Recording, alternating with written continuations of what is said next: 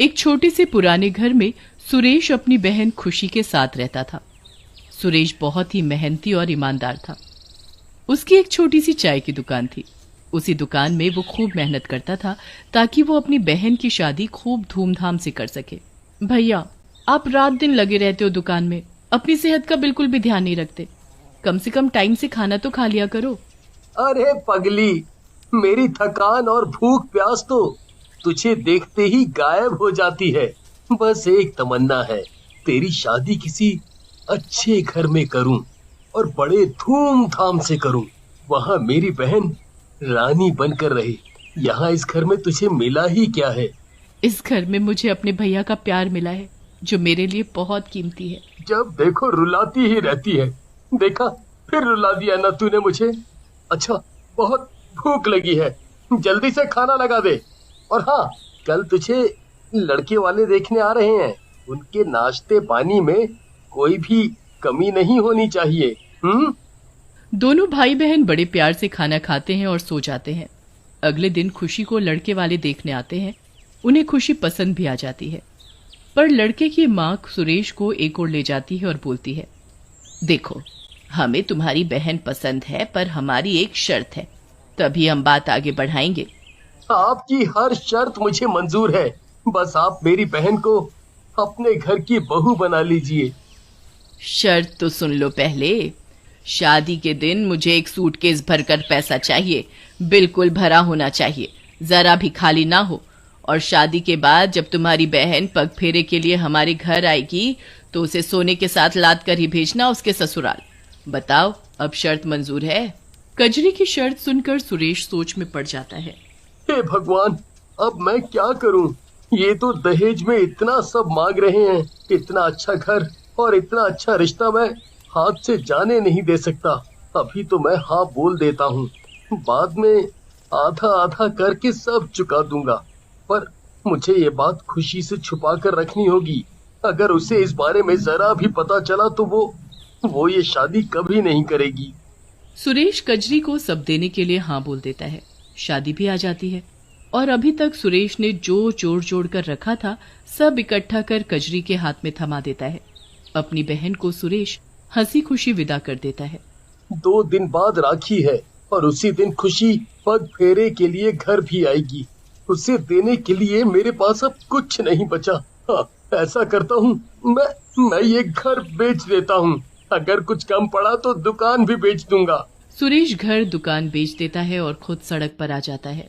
अब उसके पास रहने के लिए कोई ठिकाना नहीं था। सुरेश हंसी खुशी हाथों में गहनों की पोटली लिए घर की ओर निकल पड़ा, पर रास्ते में एक कार उसे टक्कर मारकर चली जाती है, जिसमें सुरेश की मौत हो जाती है। ये तो कोई चोर मालूम पड़ता है। सही कहा, देखो ना उसके पास कितने सोने के गहने हैं जो वहाँ पड़े हैं। चोर को उसके किए की सजा खुद ही मिल गई। अरे भैया, हमें पुलिस को इसके बारे में बताना चाहिए। हाँ, थोड़ी ही देर में वहाँ पुलिस आ जाती है और वहाँ पड़े सुरेश को अपने साथ उठाकर ले जाती है। सुरेश मर तो गया था, पर वो मरने के बाद भूत बन गया था।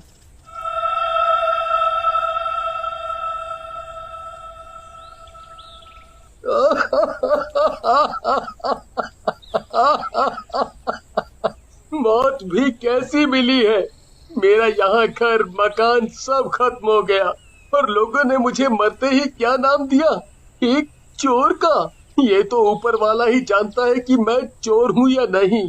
काश मरने से पहले एक बार अपनी बहन से मिल लिया होता, उससे राखी बंधवा ली होती।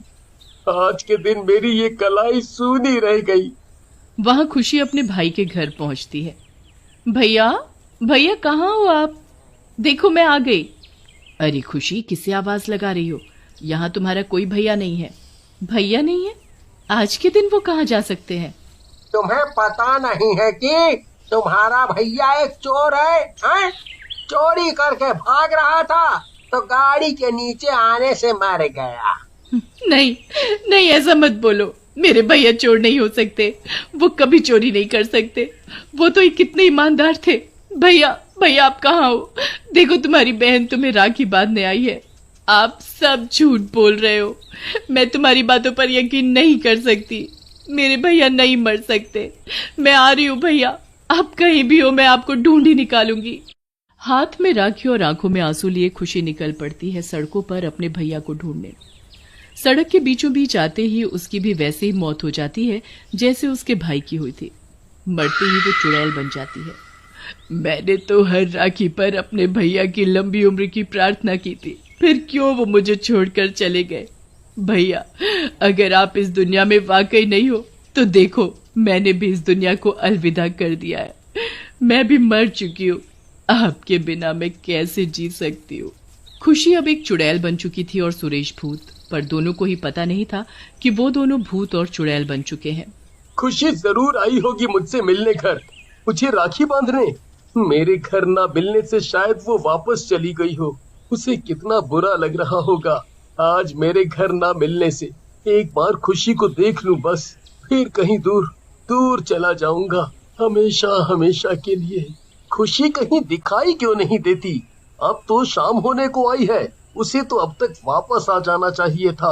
आखिर कहाँ गई होगी? घर में और कोई भी नहीं दिख रहा, सब कहाँ गए? वहाँ पूरा घर खुशी के अंतिम संस्कार में लगा हुआ था और भूत अपनी बहन को उसके ससुराल ढूंढ रहा था।